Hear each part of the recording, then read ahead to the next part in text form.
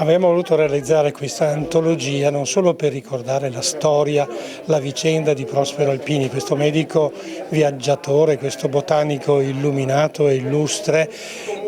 per ricordare quindi una figura storica, ma per portare all'attualità il suo lavoro, il suo desiderio di conoscenza, la sua esperienza tradotta anche nel portare questa bevanda che lui aveva scoperto con particolari caratteristiche in Arabia e in Egitto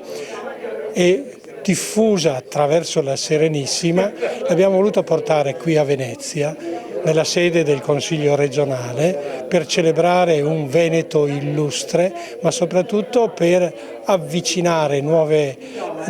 interessi, l'attenzione soprattutto dei giovani alla cultura del caffè. La cultura del caffè è una cultura di relazioni, di sviluppo della creatività, di valorizzazione anche dei prodotti locali. Il caffè non è un prodotto veneto, ma la cultura del caffè e le relazioni che il caffè ha consentito a partire dai caffè storici di questa città splendida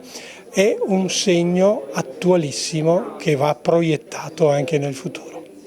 Per noi è un onore farlo conoscere questo personaggio, perché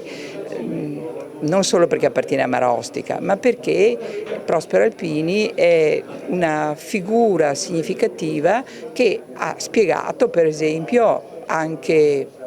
molte cose sui datteri. Per esempio ci ha spiegato che ci vuole la realtà maschile e femminile per i datteri, come il kiwi per esempio.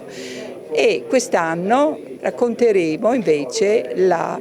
ninfea azzurra. La ninfea azzurra è un pochino la pianta simbolo della bellezza, della sacralità direi quasi, dell'Egitto. E quindi continuiamo questo nostro rapporto tra lui e questo mondo e soprattutto tutte le piante che via via lui ha studiato e che portiamo avanti con un certo orgoglio per far conoscere